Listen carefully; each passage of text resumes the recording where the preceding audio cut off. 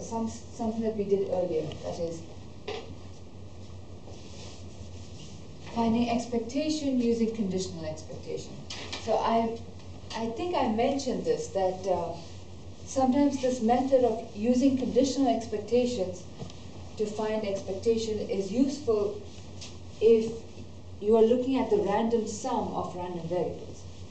And here's an example about that. So here's an example on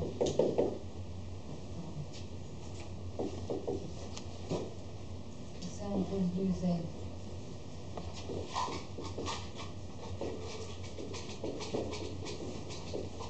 conditional expectations to find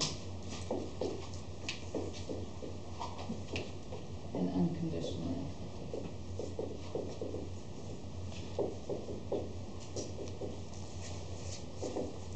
In particular, is going to be find the expectation, an example where we find the expectation of a random sum of random variables.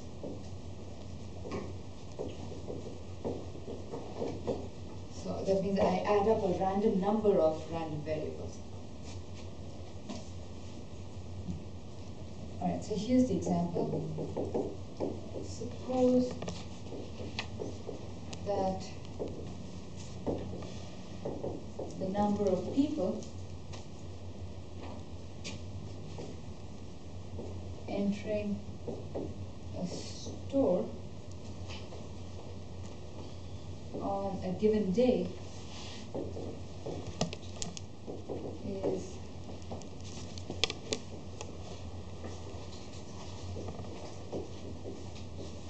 is a random variable with mean 50.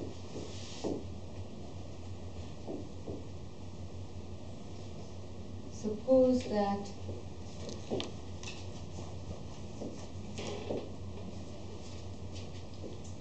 the amount of money spent by the amounts of money spent by these customers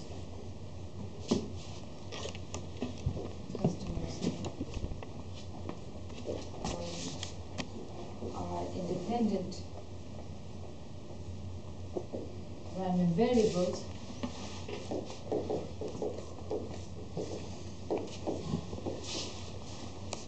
with mean $8. So we have number of people who enter a store, so that's going to be a random number, and on average you have 50 people entering a store. Your customers spend money independent amounts.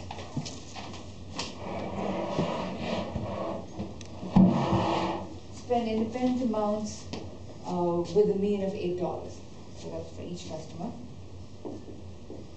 Finally, suppose also that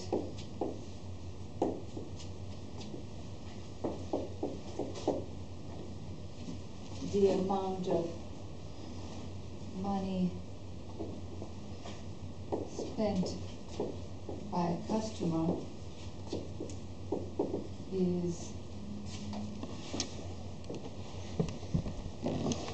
independent of number of customers in the store.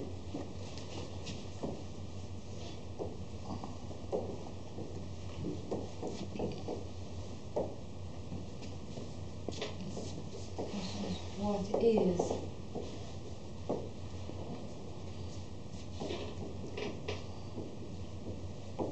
the expected amount of money spent in the store on a given day?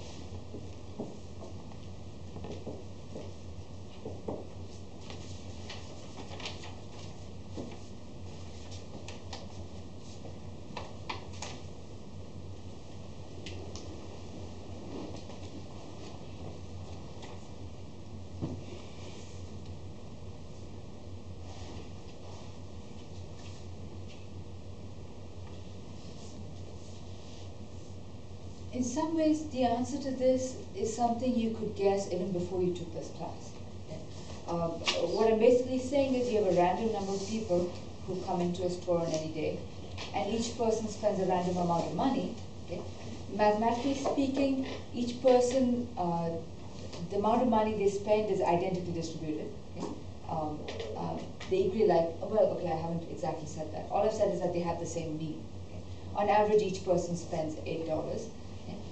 And each person spending is independent of the other customer. Okay? And the amount they spend is independent of the number of people who enter. So that's what I'm saying. So if I told you before you took this class that on average, basically it would boil down to, on average 50 people enter a store a day, and on average each person spends $8 a day, how much money does the store make on average on a day? 400.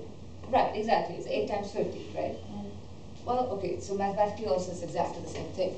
But when we do this calculation, you'll see that, so this is the simplest model that you could come up with, okay? Now, I could make this, and for that we end up with a simple formula which is exactly what your intuition tells you it should be. But of course we could have made it more complicated. The amount people spend could be in some ways related to number of people there, or the distribution of, or the amount people spend could be dependent on the other people, so the amount you spend is dependent. Okay? So you could make this problem more complicated, and when we do the derivation of this to get to the answer, we get a simple formula, but you should be able to see where the formula could get more complicated if we put some dependence into the picture. So so how would we phrase it if you're writing it down mathematically? Basically, the amount of money you spend, okay, so let xi be,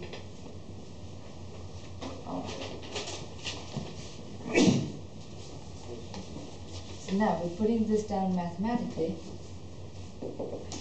Let capital N, capital, so it denotes a random variable, equal number of people who enter the store on a given day.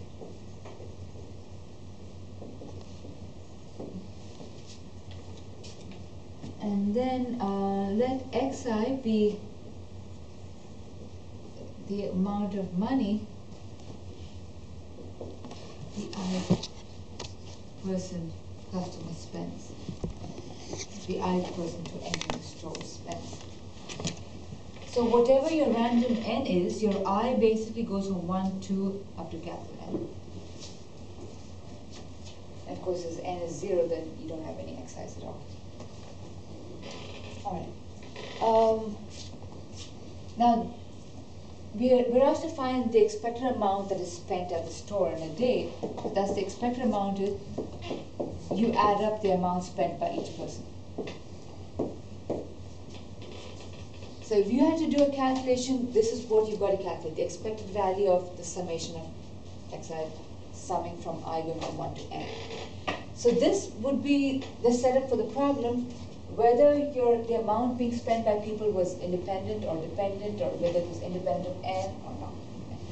The way I phrase the question, all my xi's are independent, each xi is also independent of n. That's the way I phrased it. But whether they were independent or not, this is what we had to calculate. Now that we know they're independent, it's going to make this calculation easier. You see that there are two levels of randomness.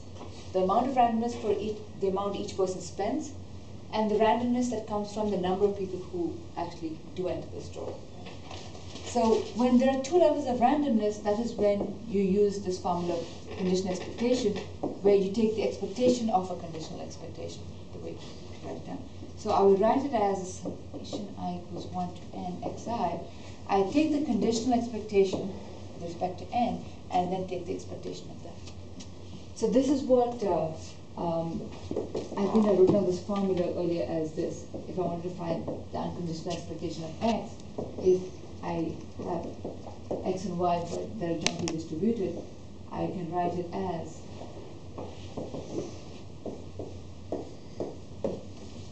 So this was the formula that we used for that mining problem, the problem of being stuck in the mine. All right. So the way you think about it is, let's first calculate the initial this thing. So when you condition on capital N, you can think of this answer that you get. It depends on capital N. So and capital N is a random variable. So this is random, and we take the expectation of that random thing. So let's do this in steps.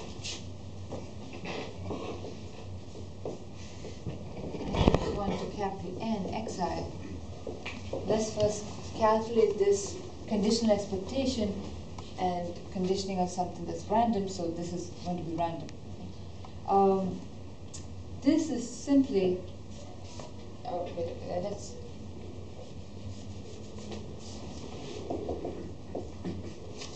Now it's not random. I'm conditional on capital N taking the value of little n. So I'm looking at this condition on capital N equal little n. So then what does this become? If I know that my capital N, the number of people who enter the store, is some value little n, then this becomes summation I equals 1 to little n xi.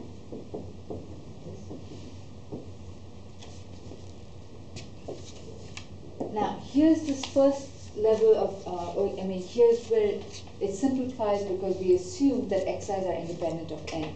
Okay? So, knowing, if I had said that the amount a person spends is proportional to the number of people they see in the store, okay, then the dependence of xi is on little n. Okay?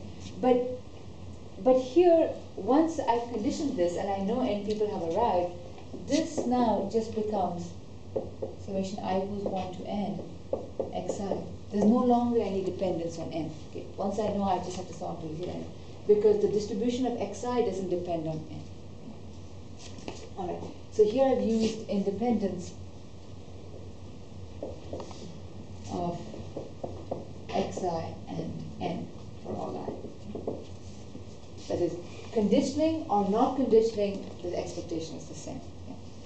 So after I've put in what this value of capital N is out here, this and this is the same thing. All right. So now this is a little n that's not random, so you can pull it out of the expectation. It says the sum of xi's. We've taken all your xi's to have the same mean, because that's what I assume. So you could see that if the xi's had different means, you would sum up your different expected values. But since they have the same means, I get summation I equals 1 to n, 8. So this is 8n.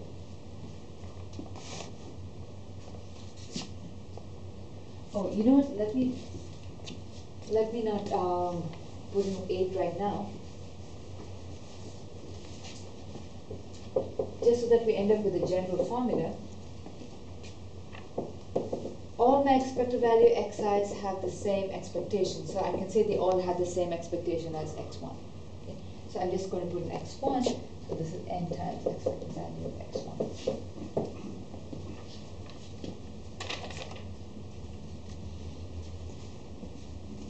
All right. So now I found this conditional expectation. So the expectation of this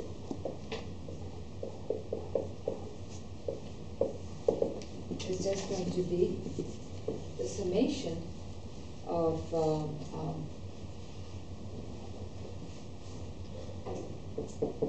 this thing.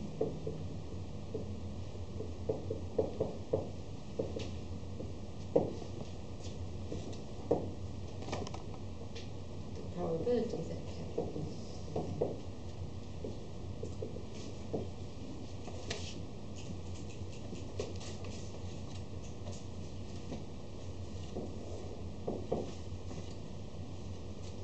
Taking the expectation of this, let me plug in what is this? I can plug that in here. And I get summation n equals 0 to infinity.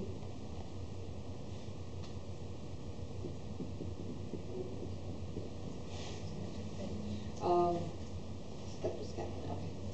Leave it as summation.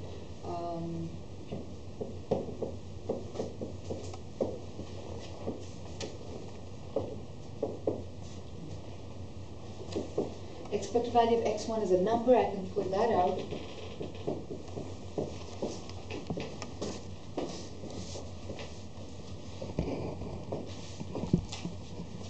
And this is just the expected value of n.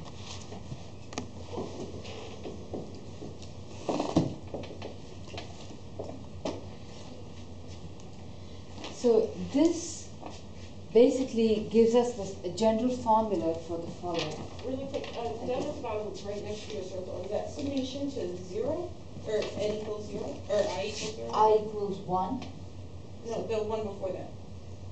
N equals 0, yeah. N A equals number of 0, customers okay. who enter. That's what I thought. So when n is 0, the expected value is that's just 0. That doesn't have any.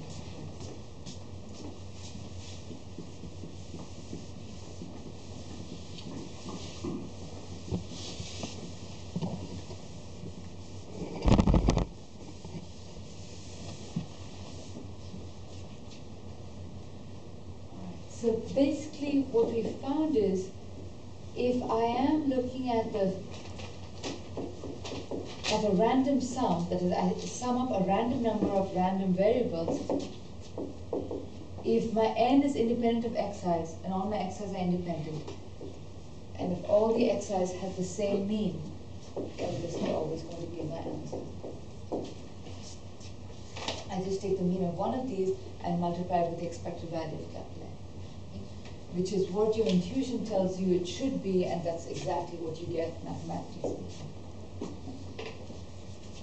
Only if they're independent. Yeah, so here it is assuming capital N and xi's are independent, all xi's are independent, and all the expected values of all the xi's are the same. These are the things we're assuming. All the xi's have the same mean.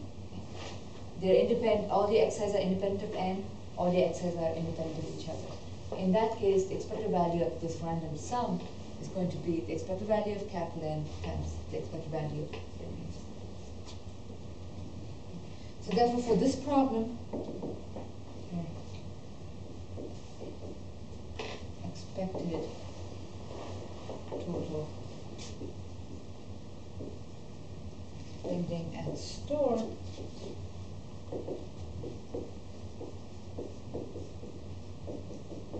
which is 50 times 8, which is 1.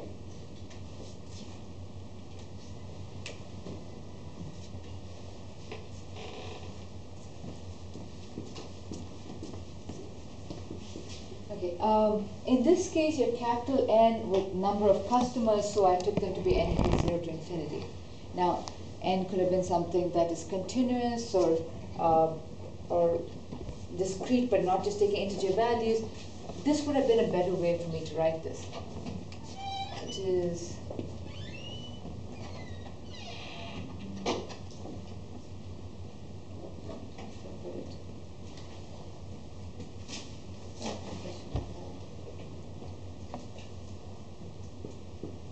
well, okay, in this case I have to write like this, there's no other way to write. But you can see that if n was continuous, then you would integrate this.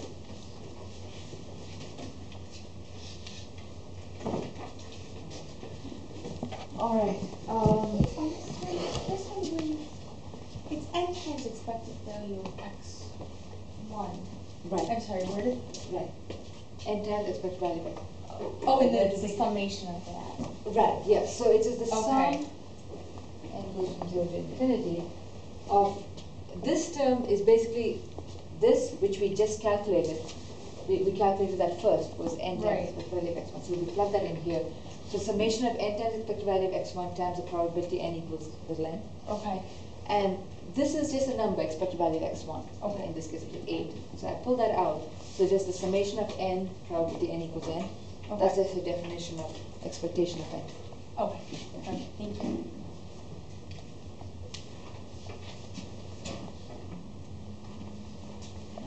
Similarly, if it wasn't summation, if it was integral, density function of n, dn, again, you'd do the same thing, but you'd have integral density, n times density function of n.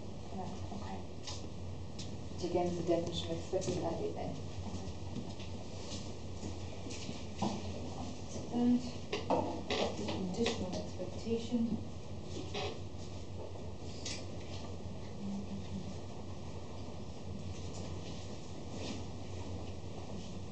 How much time do we have left?